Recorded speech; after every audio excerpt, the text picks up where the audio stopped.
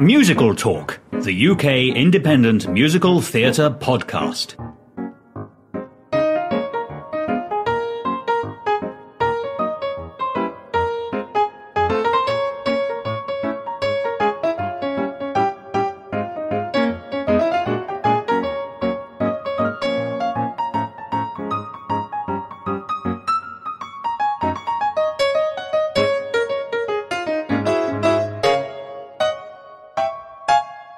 Hello, welcome to Musical Talk. My name is Nick Hudson. I'm sitting with Dom McChesney. Hello, Dom. Hello, Nick. How are you? I'm very well, thank you. We're doing a little bit of a fun, not experiment, it's a kind of commentary, really.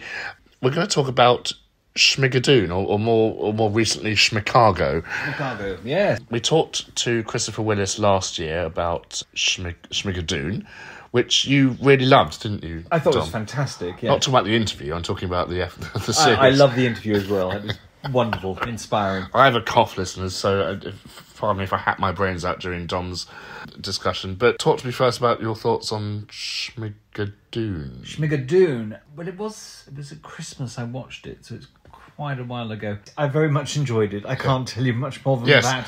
I loved the references to a lot of the shows. Yeah.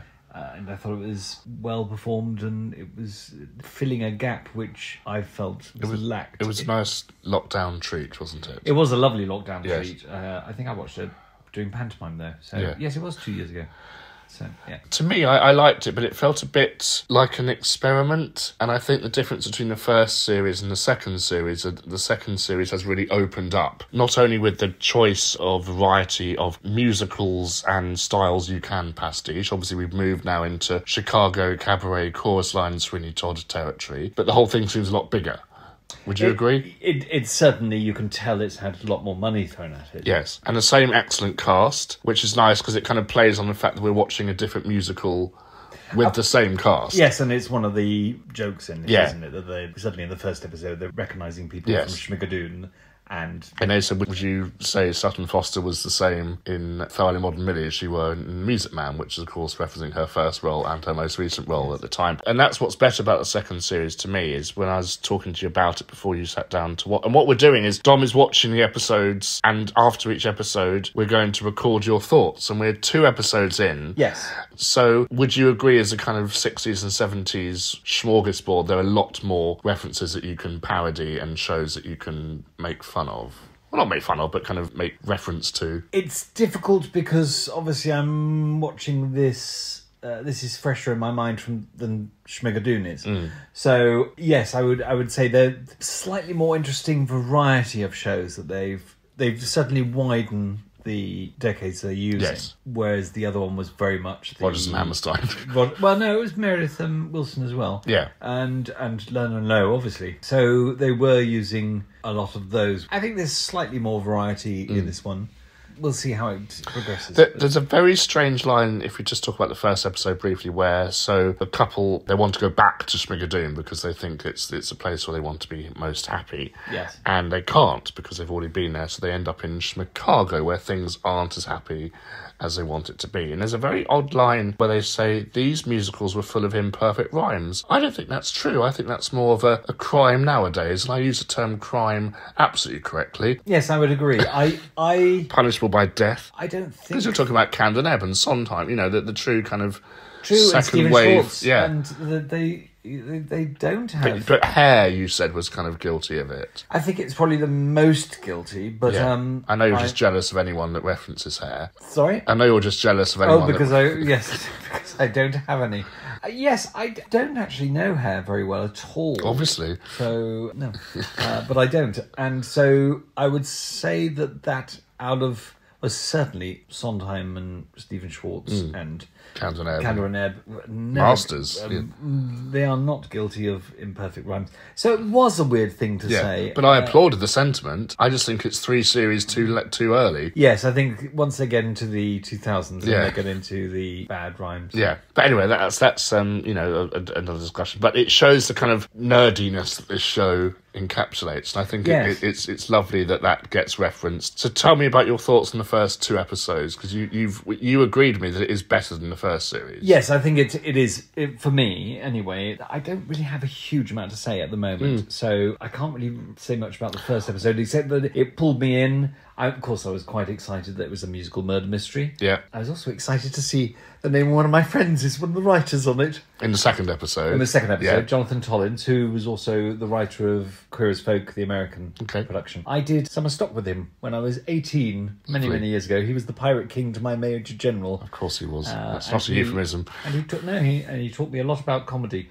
But anyway, it was lovely to see that he'd written it. So it's got that humour there that I kind of know.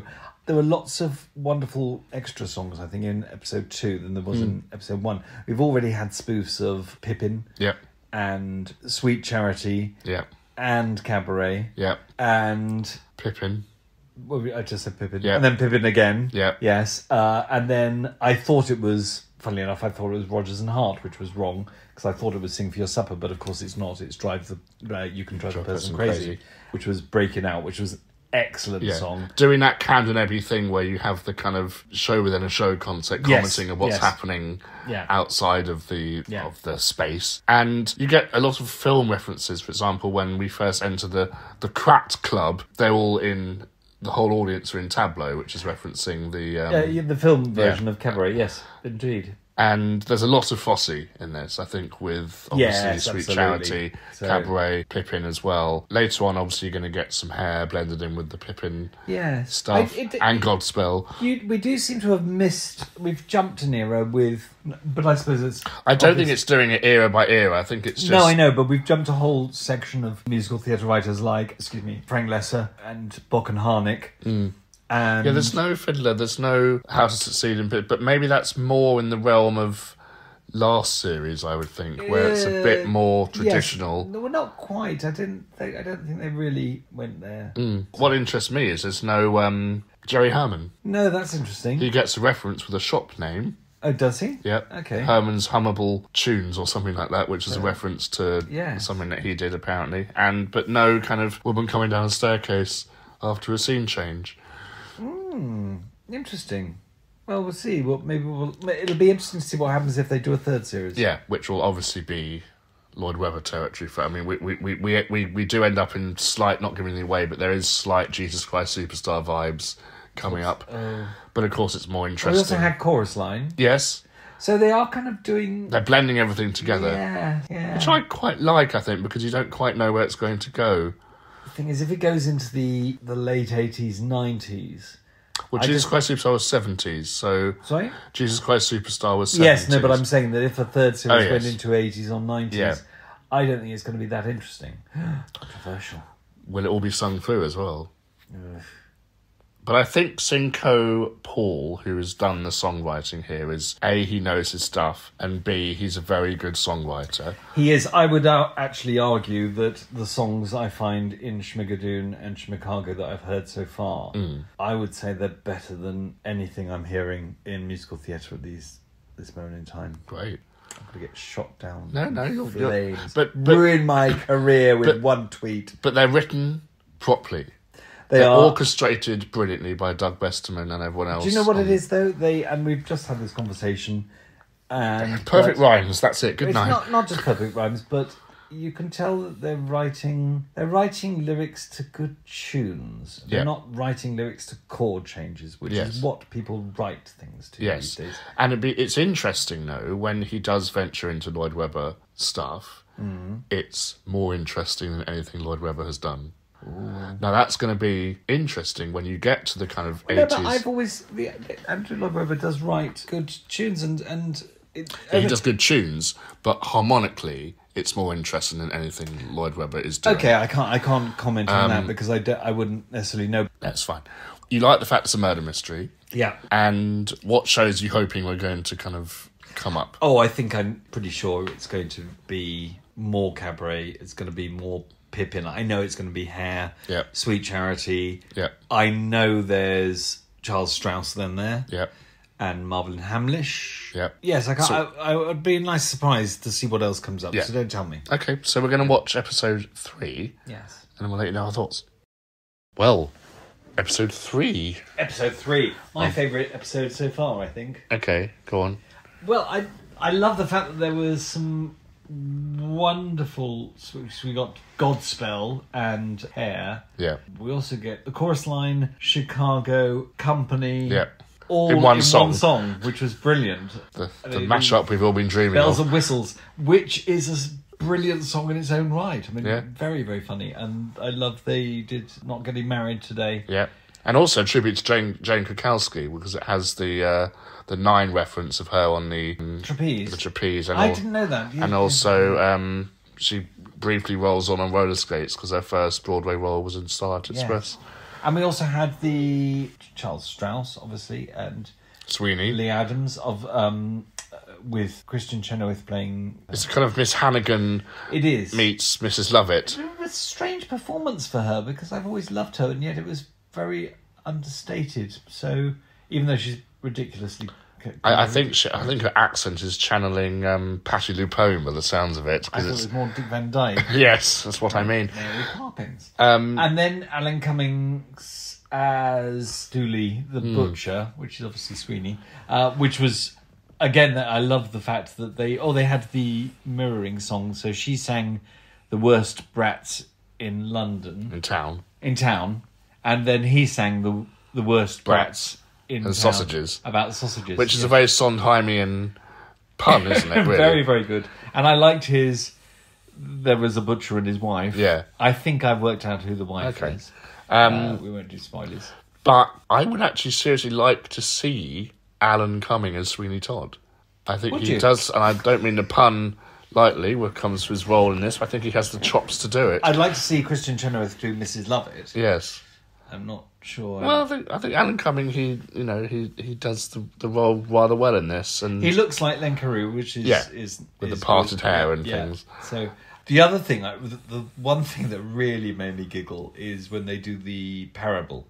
Yes, which of course is Godspell. Yeah, because I always cringe at those parables in Godspell. Oh, I get annoyed at them in this episode, and that's but it's great because they're meant to be annoying, aren't they? Yeah. So they absolutely. And then he says, "Oh, I'm going to kill myself." Yeah, yes. I already want to. Yes. So that, and they captured that feeling perfectly. And so far we've had a kind of happy ending. They can escape Schmicago, but no, they can't because. No. Evil Judge Claude Frollo meets Herod from Jesus Christ Superstar meets... I don't think he was singing Frollo. I don't think it was... Well, he played Frollo in... Yes, I know he did, yeah, but he's not. It's just no, but it's kind of evil. But I never thought we'd have a world where we had Godspell blended with Jesus Christ Superstar, blended with the often cut I'm self-flagellating myself song from Sweeney Todd.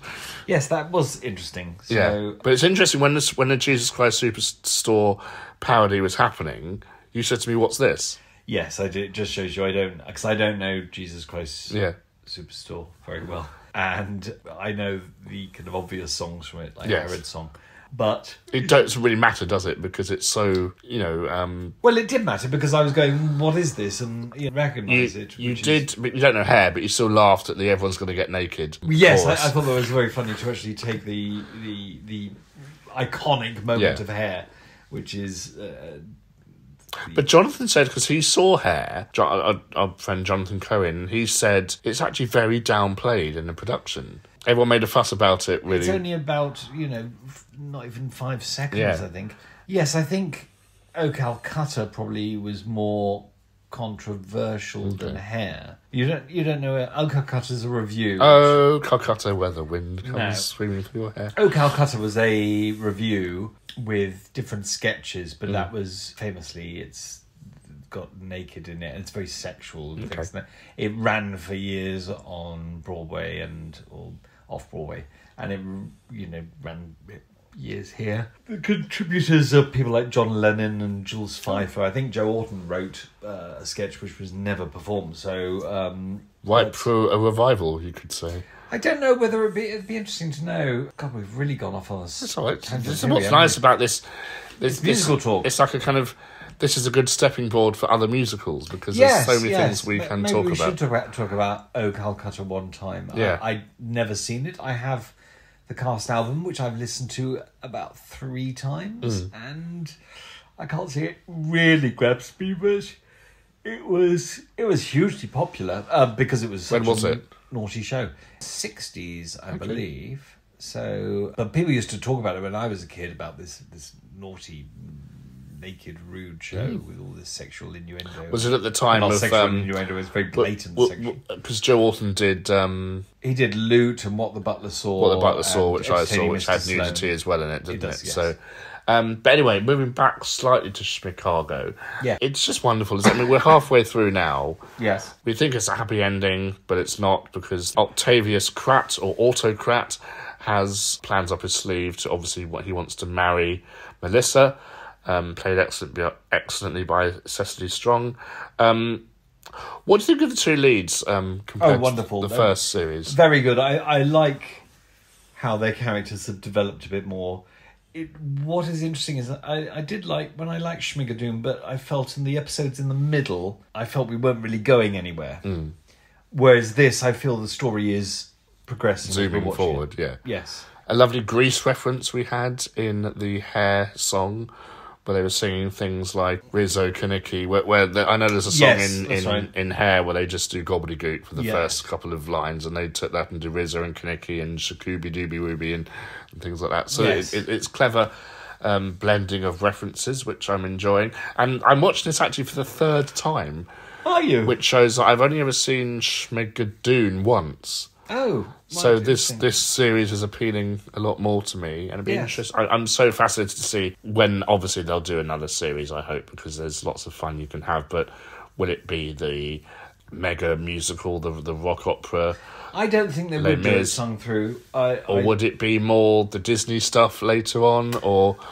that good question. Yes, enter animation. There's lots. I don't think they'll enter animation, but they could do. There might be more puppetry involved. It might be interesting if there's Avenue Q-ish characters, or we'll see what happens if a 3rd series happens. Well, we're going to watch episode 4, and we'll carry on our thoughts then. Thank you, Dom. Indeed.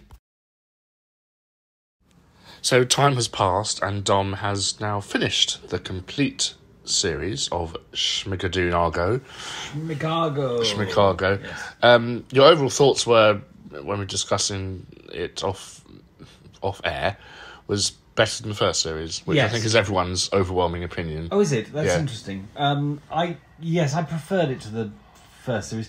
Saying that, it's a long time since I watched the first series. Yeah, I'm kind of tempted to watch the first series. Again.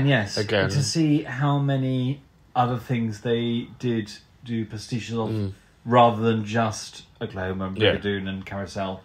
But they did do other things. And the second series is littered with references to the first series. So you get the Butcher, played by Alan Cumming. When we first see him, his song is from the first series is quoted in the orchestra playing in the background. So is it? You would have picked up on that. So they're doing little throwbacks and things. And there's like the chocolate box is run by a company, run by a character that's from the first series. Is that what it is? And okay. when they put a record on the record player, it's playing an orchestral version of one of the songs from the first series, as it were, a popular song. I didn't pick up on those. So there's lots of little Easter eggy references there, which is lovely. That's nice. I like that. I like that idea. I think I thought the plot was more interesting in You like a murder mystery, don't you? Well, I do, but there was also more drive, whereas Schmigadoon, however much I loved it, I did feel it kind of got a bit drab in the middle. Yes. Now, you said in this episode you worked out very early on who the mother was. Were you correct? No, because they don't even mention it. Okay. I thought it was going to the I Would Drink to That, the Ladies in Lunch character. So I thought she was going to turn out to be the mother. No, she's just there as a throwaway gag. I was adding extra plot that doesn't exist. But were you satisfied with the ending, the denouement? We talked about this. I thought it was lovely. However, I really missed an 11th hour number, and I missed a crucial build-up number. Yeah, I kind of wanted the old finale trick of all the songs coming together to kind of wrap everything up in a custard. Much like Sweeney Todd does, for example, with that wonderful finale sequence. But either they run out of money or run out of energy or They won't have run out of money. I don't know why you keep saying that. But they haven't run out of money, Nick. Maybe it's more that the episode before is a whole 11th hour number. Because they do have... that big number, don't they? Big number. I think it's in the... That's in the... It's called... I've got the song list here, so if I open it... I think that's in the 4th episode, though, so...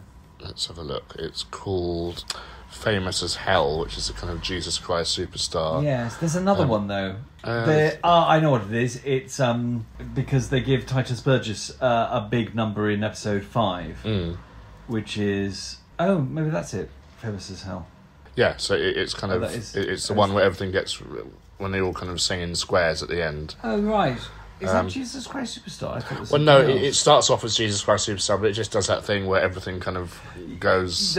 into that era, yeah. Because I was going to say, I quite liked it, and I'm not a big fan of Jesus Christ Superstar. So. Well, it's better than Jesus Christ Superstar. But we had Promises, we had Dream Girls, we had... I love the Promises number. Yeah. So I thought that was fun, and it was nice to see... There's always a twist. Them getting a number as well, yeah. You know. But, the kind of love song parody from Pippin, Something Real. Right, yes. But for me, the two highlights are Talk to Daddy, which is Rhythm of Life, obviously from Sweet Charity, and also Good Enough to Eat. And they're both in the same episode as well. Yes, Good Enough to Eat is a lovely mixture of Sondheim and Strauss. Yes, Strauss time. I thought not musically, but as regards to setup, bits of Oliver as well chucked in there. Well, only because they were...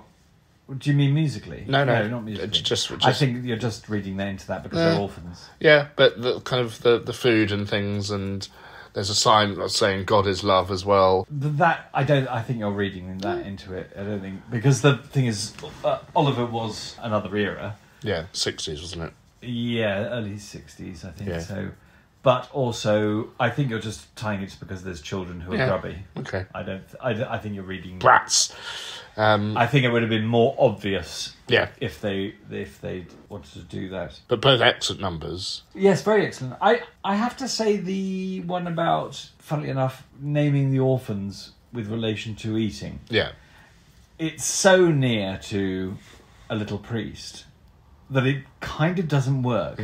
Because A Little Priest is already funny because of that, so they're just redoing the joke. They weren't actually reinventing it as they had done. I like things. I like the puns with names, though. I like the if you want a burger, you got Patty and you got Chuck, which I thought was quite. Yeah, but again, that already appears in Little Priest. It's already. I mean, that sort of humour. That joke. So it's repeating the joke. It's not actually... It's just rewriting the song. It's not creating a new joke. Yes. I mean, that's a tiny... I think everyone in it was fantastic. It was very good. I think special credit to Dove Cameron, because she really does very well in it. And she's excellent. She's so different from the first series. She is, yes. I don't know her apart from Schmicago and Schmigadoon. Yeah, so she's a young actress and singer. Is she Broadway? No, she's just film and television. I think probably... I don't know much about her either, but I know she did the concert production in London of... What's that tedious Italian thing with a horse? The musical. Was it the... What do I call it? What? The Italian thing that's about a horse. The music by... Italian thing that's about a horse? Lights on the Piazza. Oh. We should do that thing. Yes. It's like... naming a musical by a really obscure Italian thing about a horse. Well, I only know it because Forbidden Broadway they talked about a horse. So, but yes, she did the concert production of Lights on the Piazza at the South Bank, or the South Bank. But she's excellent, and I think she made rather good Sally Bowles personally. Oh right, okay. Oh, so she's from Descendants. Okay, so I thought she was some from Disney tweeny thing. Yes, so she's from Descendants. So she. Okay, she was Nickelodeon Kids Award and all the rest of it, so that makes sense. Okay, right. Well, if you're happy to, Tom, end this discussion on the fact that we both thought it. You mentioned this earlier. It did lack a kind of big finale. Yes, I felt slightly deflated. Yes, which given the end of the story, kind of works in a bizarre way. I wasn't dissatisfied. I know it mirrors a shot from Godspell when they walk, because they found the same street and they walk round the corner, which is how Godspell ends. Oh, really? Is that what Yeah. it was? When everything's going coloured? Yes. But that's a bit vague, I think. But musically, we just had a kind of... It was lovely, but it just needed something a bit more. But I like the fact they're singing in the real world, which is very interesting. And I wonder if it's setting up things... Because we had the falling chandelier as well in the final episode. Well, the next bit would be the 80s and 90s, which is when we had the British invasion of Broadway. So you've got Les Mis and... Cats and Phantom. Miss Saigon. And we were trying to think of what American shows. Nine, Yeah. of course. What was the other one we mentioned? La Cage. La Cage. Then you've got Avenue Q, Into the Woods, Little Shop of Horrors. Well, Avenue Q was 2000s. So, Oh, was it? Okay. Yeah. So we got Little Shop of Horrors. Yeah. So you've still got shows where there's good lyrics and interesting music, rather than what happened after 2000. You're dreading the fourth series, aren't you? I will only like 6 the weeks fourth of Pasek and series. Paul. Yes, no, it's like I just want that series just to be pastiches of A Gentleman's Guide to Love and Murder, because I think every other... Well, they could do things like Hairspray, and they could do things like... Oh, that's true. You know, that they're... Do you know, but the funny thing is, I just don't... Oh, But are they going to pastiche people pastiching the era in which the show's already done? That's the kind of... Because that's what a lot of the 2000s was, wasn't it? Was kind of... it was... Well, people... Yes. Drowsy Chaperone and things, and... I think the Drowsy Chaperone is slightly in a different area. Well, that's a pastiche. I think the problem is that after 2000, and certainly I think with a lot of new writers, is they're just mirroring classic writers. So people are trying to be sometimes. They're trying to be. They're people are just churning out endless things, and they're writing things by bloody chords. They're not writing things by sit at a piano and make a nice tune and write the lyrics to it, and then add orchestrations and chords. Don't write bloody songs to just chord progressions going up and down. Oh God! I'm not going up and down, just... Well, there. yeah, there's a lot of songs that I've got into a really grumpy old man. Now, would they episode. parody jukebox musicals? Would they go so far as having an ABBA, or Jersey Boy, that kind of... Well, that's more 2000s, isn't it? But I'm talking about how this series moves on. I think the series will be shot down before. I don't think... Shot down or shut down? Well, I think the reason why this series has been very successful is in my mind, I think it's the most interesting musically of all the musical eras. Yes. I don't feel in the 80s and 90s there was, apart from a handful of things, there really wasn't that many... Especially the 80s. I think 90s had things like Ragtime and Rags and... The thing about it is, the ordinary Joe on the street will recognise Chicago and Cabaret, and they will recognise Oklahoma, even if they've never seen them. Of course. They're not going to recognise Hairspray. They're not going to they won't recognise Pasek and Paul. They won't recognise Scott Whitman and Mark Shaman. Well, certainly I don't think in England. I think in America they probably would have more... I think Hairspray probably, because the original film was quite iconic, wasn't it? No, but not, a lot of people didn't see the original film. Okay. The John Walters one. Yeah. No, I mean, John Walters, it's an art house cinema director. He's not like a mainstream cinema. Hairspray was not a... But it did spawn... was not a big, like, Odeon Leicester Square show. The musical did spawn the film. Then they did a live version on television. So I think it is more... Yeah, it could be, but the thing is, because it's already a pastiche of 60s music. Yeah. So that's what I'm saying. Would they go down that route of... It's a difficult one. That's the thing. That's the problem, is that the style of the musical is of an earlier era. But then so is Chicago, to be honest. Yeah. I mean, Chicago, it is... Like, if they were to do The Producers, would they therefore go back and parody the golden age of the musical? Well, it's difficult. I would say that The Producers is not parodying the golden age, or is not a pastiche of the golden age of musicalness on purpose. It's that's the way Mel Brooks writes. Yeah. Whereas Hairspray is recreating a 60s. sound of the 60s. Yeah. The Producers is not creating a sound of The 50s. The 50s. or Golden Age of musicals. But anyway, I think we've got to sit through the Lloyd I'm an Webber parodies. opinionated arse, and I'm completely happy to stick up my hands in everyone to say, listening to this programme, go, shut up, McChesney. Yes, and that sums up musical talk in its entirety. Sometimes we just talk out of our bottoms. Exactly. But we do have I think there will be a third series. I think this has been very successful, this second one. Yes. And I'll be very interested to see how they do it. Would it be sung through? Would it be... I don't think it will be sung through. Or they have moments that have recitative, because that's such a big part of the era. Only with a couple of musicals. Yeah, but they are the biggest musicals of the 80s, so... What Phantom and Les Mis. Yeah. And with Saigon. Yeah. Will it have entire dance sections like Cats? You know, there's lots of fun stuff that Chris Catelli could do. We must give special credit to Chris Catelli. We had him on Musical Talk years ago. But Did we? Yeah. Talking about what? It was a Foss interviewed him, just talking about choreography, I think. Ah, fantastic. And he did an excellent job in Schmicago. Yes. Not ripping, but kind of... Honouring many, many dance routines. And we haven't, apart from Catelli, we haven't really focused much on dance on Musical Talk, because we're not dancers. I have been. Yeah. A long time ago when my knees and hips worked. Yes, but that's Dom's thoughts on Schmicago. Other thoughts are available. Yes, and there's some great YouTube videos analysing the show in greater detail than us, so do go and check that out. And if you haven't seen Schmigadoon or Schmicago, and you are a musical theatre fan, it is on Apple TV Plus. You can get a free week subscription. Binge them all. They're all available now. The album's online. Check it out, and I look forward to the next series. Thank you so much, Dom. Yes, and did you ever do an episode about Valiant? Or Gallivant, even. Oh, Gallivant. No. You didn't? Because you can't bloody watch it here. That's my problem with it. Oh, can't you? No, it's Oh, not I've on seen it Disney. all. It's not on Disney Plus, which How is did a I shame. watch it? Illegally, probably knowing you, Dom. I was out of the country at the time. Yes. That's why. But I like the songs. I got the album. Okay. So That was good fun. yeah, and Lots of English in it. yes, and Glenn Slater lyrics, Dom, which we'll talk about, I'm sure. Yes. Thank you so much, and we'll see you soon. Thank you very much. Thank you. Bye-bye. Bye. Thank you for listening to this week's episode of Musical Talk.